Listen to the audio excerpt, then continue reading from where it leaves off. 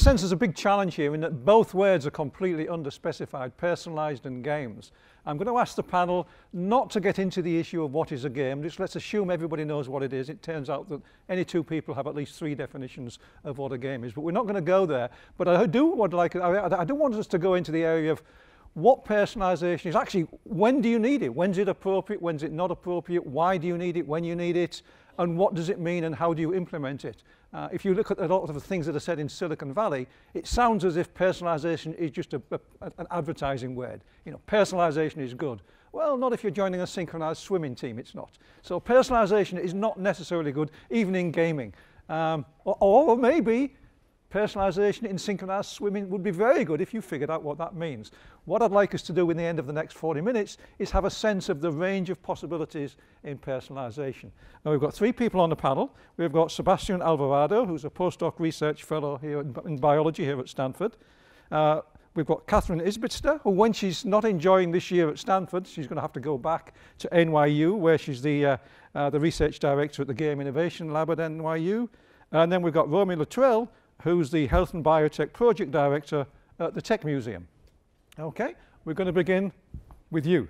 And just say what you want. We're going to try and make our way towards the issue of why we might need personalization, what it means, how you implement it, and where it leads you. Of course. So in the context of games, I guess personalization is particularly important because as being a player, you are the agent of the narrative or the environment you're exploring. In that sense, your personalization is pretty much your choice and how you decide to interact with the world around you. Whether this has to do with any type of issue, I feel that being the player is already making a personal choice. Oh, okay. I can add to it. You can add to that if you want, because Katherine's got a 10-minute or something like a 10-minute of course. video. Sure. So I mean, if I were to go into it, so I'll talk more, I guess, my role. So I'm developing one game right now that's basically a game where you play as cancer. In this game, you are identify with a disease that's a very equalizing factor. I mean, I think we're all in one form or another. We're able to get cancer. We know people who are touched by the disease. Despite this, there's a lot of unknowns. We have a lot of unknown approaches to therapy and the technology that's being used to study this disease, and in fact, disease in general. So what we decide to do with our game and our approach is to develop some sort of educational experience that drives off of what it is to be the disease. And with this case, as an example, as personalization goes, you can understand either your cancer or somebody else's cancer, or even the story, the therapy, the cellular biology behind all of these things in a very interactive abstraction of the disease. And we feel that we've kind of achieved a sense of personalization because your choices, albeit under the control of the designer, me, are very controlled in the sense that we force choices onto the player that allow them to solve problems, but that experience in itself, despite it being under our control, creates a learning moment where the environment, the player, and the non-playable components of the game are all interacting to kind of create this experience where the illusion of choice within the design still gives you some form of understanding, because it's almost as if cancer as an entity had a mind of its own. You're thinking and making those choices for that mind. So that's how we've approached it. We feel that this is a start. This is just our first game, but we do feel that as disease and disease pathology goes, there's an abundance of source material, whether it's pain, mental illness, and things like that. There's textbooks filled with the science behind all of it, and we've decided to take a very concerted effort at abstracting that science into gameplay and designable components that anybody can really pick up and play, whether it's a child or an adult or a sufferer or somebody who just wants to learn more about the disease. So we've got math games and cancer games. It's beginning to seem a little bit scary. Katherine, do you want to give us your I can, presentation? And, yeah, so and maybe change to a little bit more cheerful than math. I'm sorry. I don't know. We're going to see about that. Yeah, so I thought we should each have sort of a position statement, so I'm just going to blow right through this very quickly. This is where I am when I'm not here, the Game Innovation Lab at NYU. What I'm doing here at Stanford is I'm working, among many other things, on a book for MIT Press for a series called Playful Thinking, in which you launch an argument about games that's interesting to people who are not avid gamers. The premise of my book is that game designers have developed new techniques for evoking powerful social emotions in players that are not found in other media. And I think this is something that many people don't understand about games. So here's a quote that really brings it home. This is by a world-famous game designer, Will Wright, who created The Sims, among other games. And he says, people talk about how games don't have the emotional impact of movies. I think they do. It's just a different palette. I never felt pride or guilt when I was watching a movie. And he tells a story about playing this game. This is many years back, called Creature Isle, Black and White Creature Isle. And in this game, the player has a creature that he trains. This is one flavor of the creatures. And you can mold an evil creature by being mean to it. You can mold a nice creature by being nice. So when he saw this game, being a guy who created simulations, immediately he starts slapping his character to see what will happen. And what struck him about this was he instantly felt extremely guilty. And then he got really interested in why he would feel guilty because this thing was not real. Okay? So why does this happen? Well, part of why this happens, and this gets at what one of the things Sebastian was saying, is that games are systems in which we make choices. And they're designed to be systems in which the choices we make have interesting emotional consequences for us. So that's just inherent, not to get too deep into definitions, but that's a part of what games do. If you think about psychological theory, if you think about modern understanding of how the mind works, how we decide how we feel comes from our own actions and our interpretation of those actions. So when Will comes to the game, he's initially thinking, oh, it's something I'm going to play with. But there's a virtual creature involved. And when he slaps it and he sees it being sad when he slaps it, that changes how not just his brain, but his body, his whole being interprets what's going on. And so it creates this kind of juxtaposition between I'm playing with a system and, oh, I've just damaged a little being. And that creates really interesting emotional terrain. So digital game designers have leveraged that fact to do a lot of interesting things in games. And to cover them all is way beyond what I could do today. That this is stuff of the book. But one I wanted to mention is avatars. And avatars are an incredibly interesting innovation from a media point of view. They basically extend what goes on in film with protagonists and in novels with protagonists.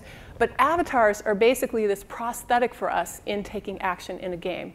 And somebody asked a question this morning about why do I get so emotional about my car? Well, I think one reason is that the car is essentially a prosthetic body for us as we drive. And avatars are like this, and they work on multiple psychological levels.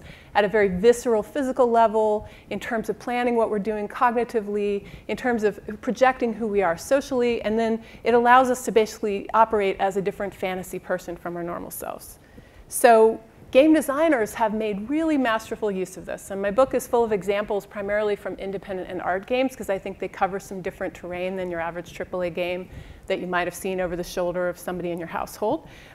This is a game that actually leverages shooter game mechanics, but it's an art game. It's called Waco Resurrection, and it was created by an arts collective. And in this game, you basically inhabit the cult leader David Koresh, and you go through the storming of Waco that happened in 1993. And I want to read you something interesting that the designer says about this game. He says, one of the differences in making a game about an historic event is the nature of identification and implications. Games require the users to act, and as such appear to implicate the player in the actions of the avatar that they are controlling. This is rather obvious, but it does create new emotional experiences. Imagine a documentary about Hitler versus a fictional film with an actor playing Hitler versus a game where the player plays as Hitler. And he goes on to say, there were all these criticisms of the game, and one of them was that somehow it was going along with Koresh and his people. And he says, well, this is interesting because it's assuming that he's the protagonist and he's the hero. And that's not, in fact, the case. I'm having people explore this world.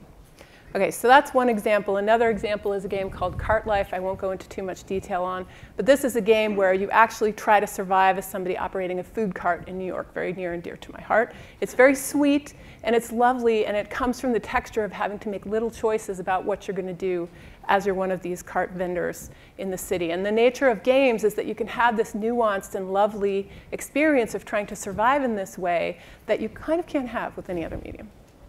So the last thing I want to mention that ties us into the tech world, because my lab is focused on tech, is a game I've been working on with an artist in residence in my lab. Her name is Kaho Abe, and she and I were really interested in seeing whether we could extend this fantasy identification that happens in online games for people into the physical realm.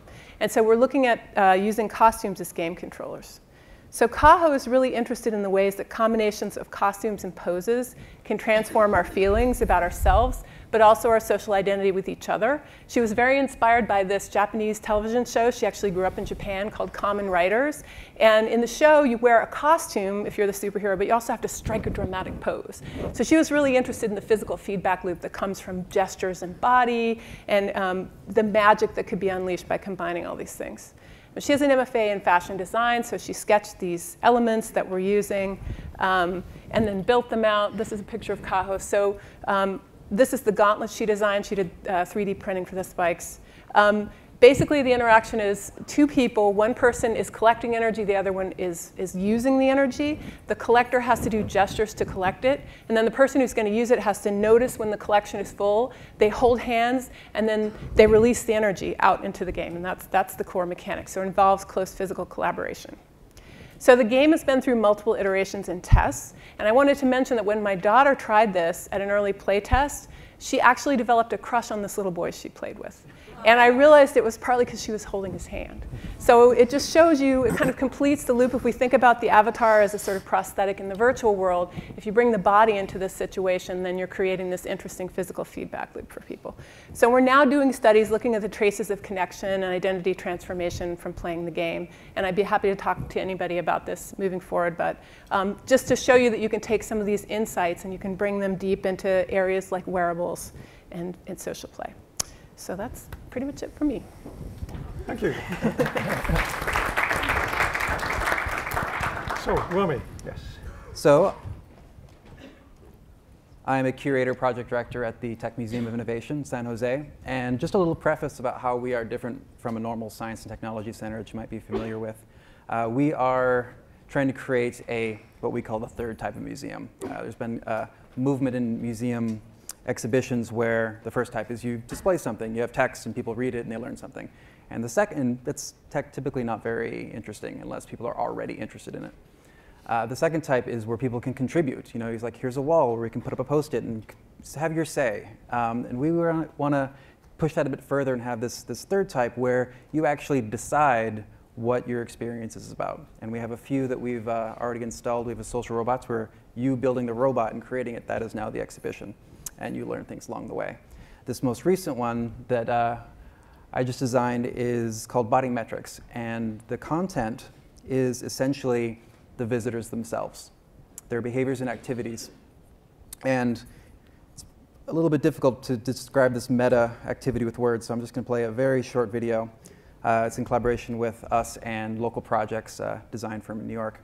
And when the visitor comes in, we want to give them something that they can bring with them throughout the entire museum, personalizing their entire museum exhibits. And in this sense, it's going to be wearables. So EEG, heart rate sensor, and all of the sensors on an iPod Touch, which also serves as a kind of dashboard for everything that they're feeling and doing inside the museum. And it has two physical, 2 mental, and 2 social metrics that they can look at.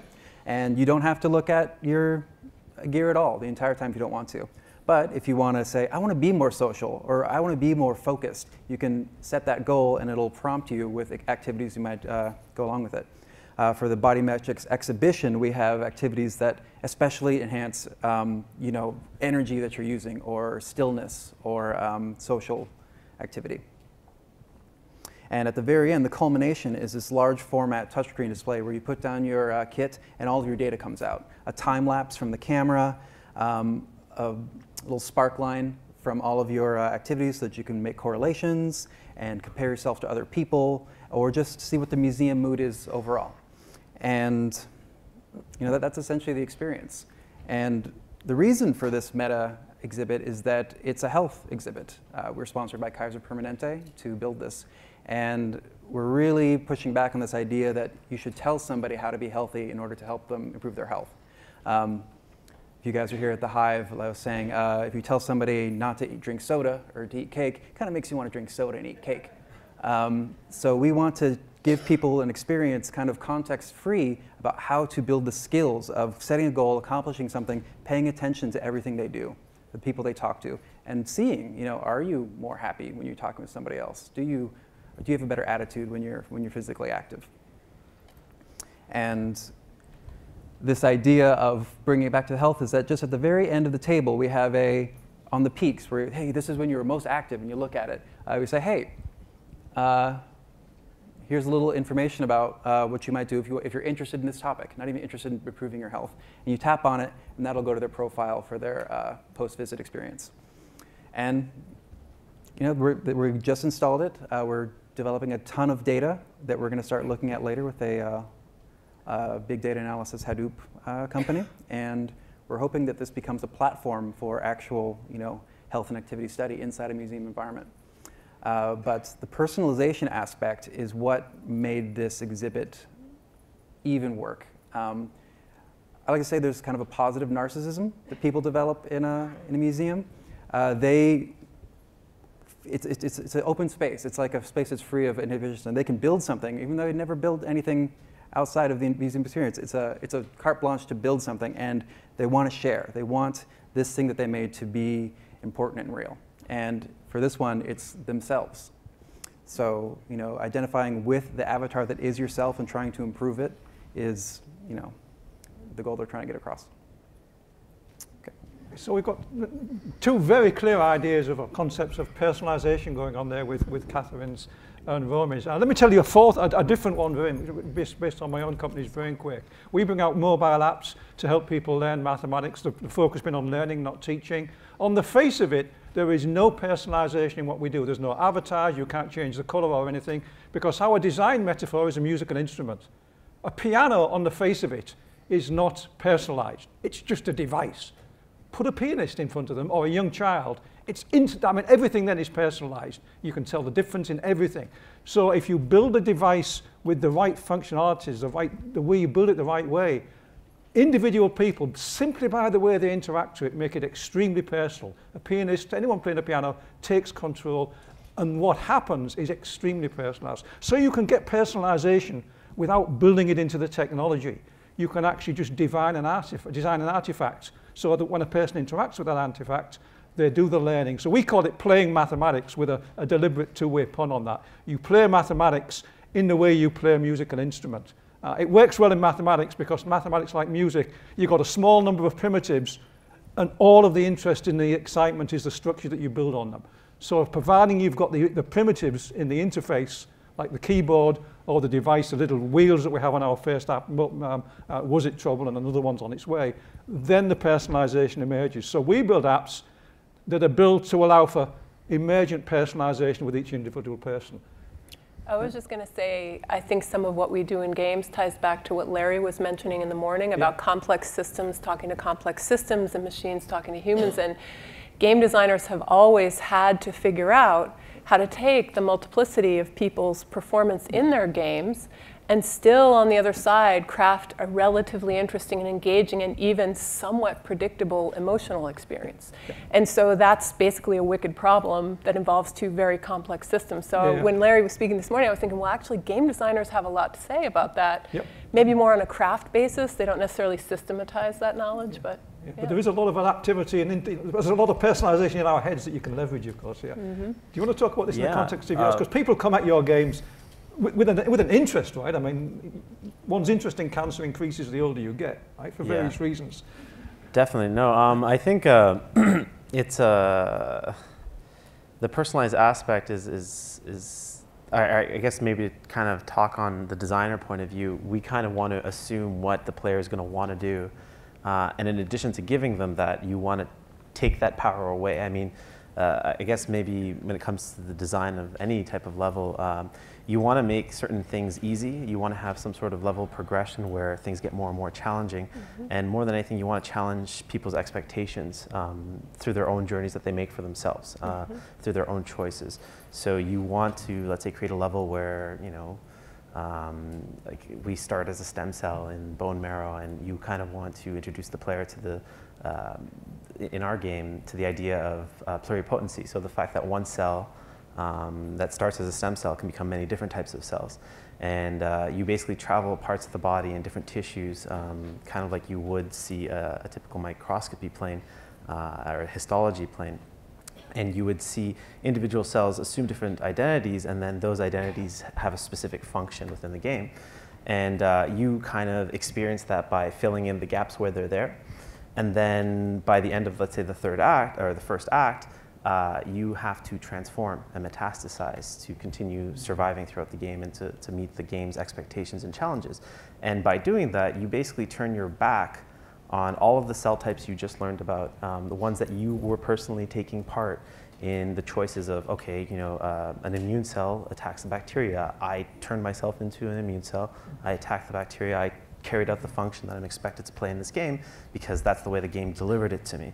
And then you by the way, is there an adaptive engine behind there that sort of delivers things according to some sort of...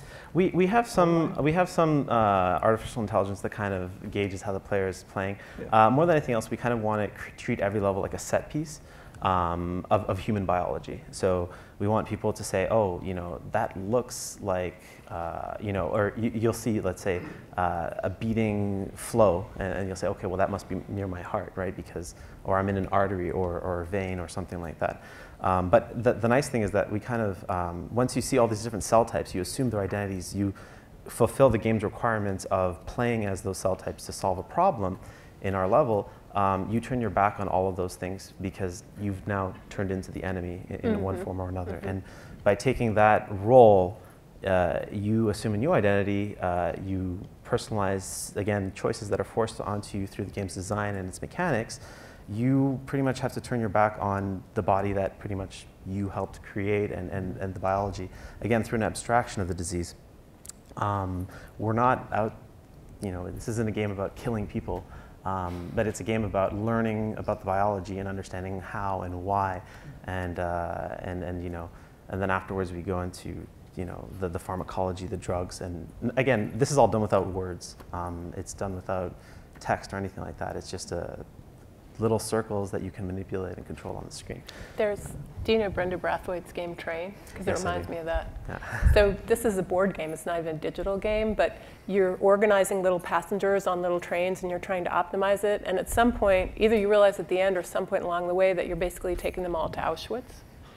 And it's this incredibly powerful game. She's worked with Jewish organizations. She's a masterful game designer, but it's that sense of it puts the person in tension between I'm mastering a system and I'm taking a role that I find morally repugnant, and there's a lot of interesting emotional work that it's just nice the way you do that. Yeah. So we're actually developing a new exhibition right now, and it's not about cancer or the Holocaust or anything. So it's about making bacteria and designing something to solve an environmental problem. And it's going to be very immersive, and you send your creations out. And we started thinking about this idea of identifying with what you create. With Bodymetrix, it's extremely ham-handed. You are you. And I was trying to think with your game, like, I was thinking about who you identify with. Is it the person with the cells in there? Because that's you know, that's the body, or is it the cell, or is the cell your creation? And so these are this kind of dichotomy that we're thinking about. And we realized it's really important that the cell in our exhibition, the cell you create is also you. So you design it to do a certain purpose, and that's where the learning comes in. But then we're also devising things where you kind of swipe your thumb, and then your thumbprint kind of forms into its, you know, its shell, or it takes a little bit from your visage. This idea that it's your creation, but it's also you is, for some reasons, is such a you know, powerful indicator, not just in the design process, but when you send it out and you keep watching it, you keep paying attention. It really extends the tail of people's interest. Makes a ton of sense. So we do have quite a representation of a broad spread of sort of what personalization cashes out to be. Let's go back to the question about why. I mean, we've sort of addressed that implicitly all the way through. Any one of you want to come in as to the personalization? Why? What do we get by personalizing? I mean, it's sort of rhetorical because I think everyone's got their own answer, but let's just, our job is to provide those answers. I guess there's a personal investment in any game where, like a very large role-playing game where people clock in, hundreds and hundreds of hours, you can customize everything from the way they look. You can make your avatar look exactly like yourself. You are using this avatar as an extension of what your decisions and choices would be in that environment. So that is, an entire personalization.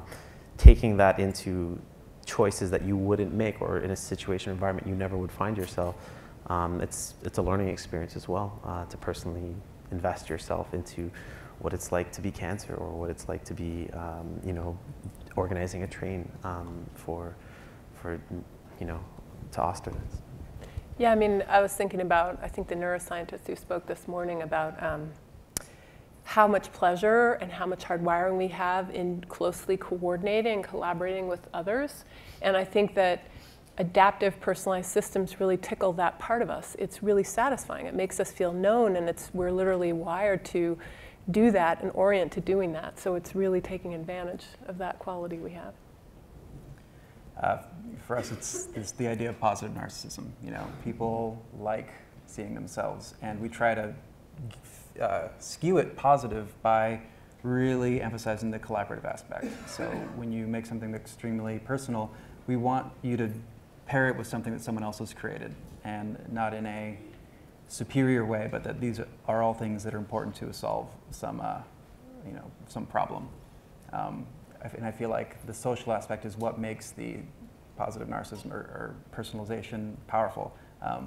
Creating something and putting it in a dark room is far less effective than creating something and putting it up on a shelf.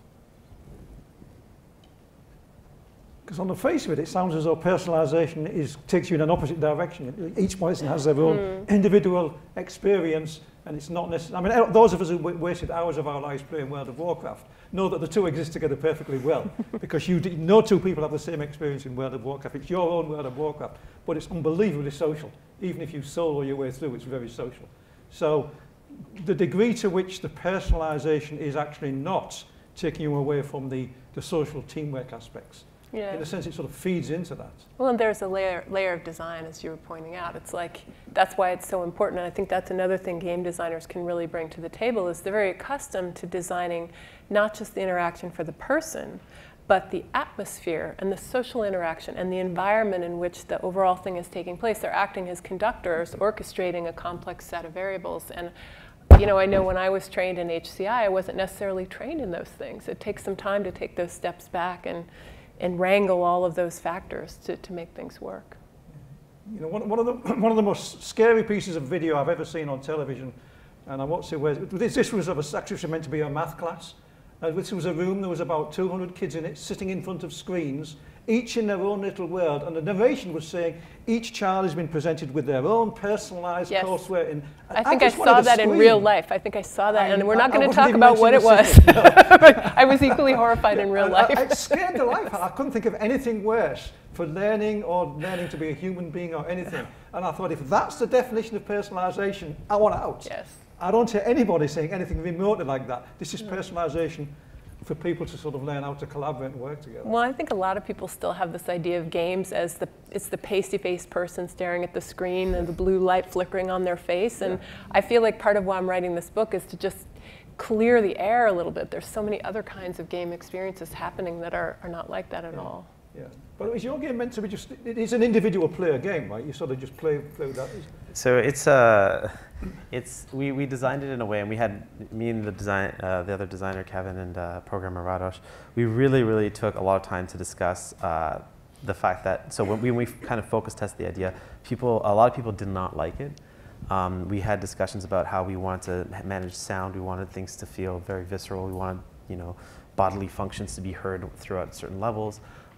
We wanted voiceovers from surgeons talking about treatment therapies and things like that while the player is actively taking a role in in decreasing a host's or patient's health. And we felt that it turned out into two things. There were people that really liked the idea because they thought the abstraction delivered the idea in such a way that they could learn, and they were learning a lot, and they could learn in a much more enhanced, faster way than they would have, let's say, reading a textbook.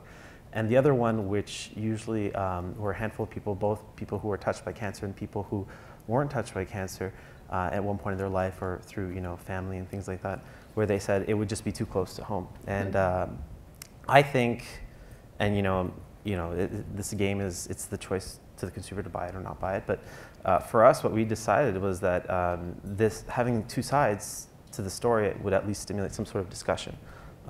We could encourage people's minds to change in a way if they were willing to talk about why they didn't like the game or why they did like the game, and at least talk about the disease and how it affects us all personally.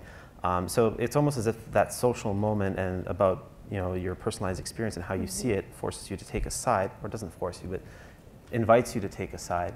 And then once you're on that side, you're ready to engage in that discussion. It has nothing to do with the game. It starts with the game. The mind starts to change with the game, and then it gets outside of that experience, and you're willing to talk about it. You're willing to tweet about it. You're Facebooking it. You're sharing it. Even with this whole Let's Play phenomena on YouTube, where the top subscribed channel is somebody who just plays video games. Sit there and plays, yeah. Yeah, it's just sharing, and it's kind of creating that moment for a lot of people to discuss these things. Okay, I think we're pretty close to the end now, so we'll end it there, and I'd like to thank the panelists.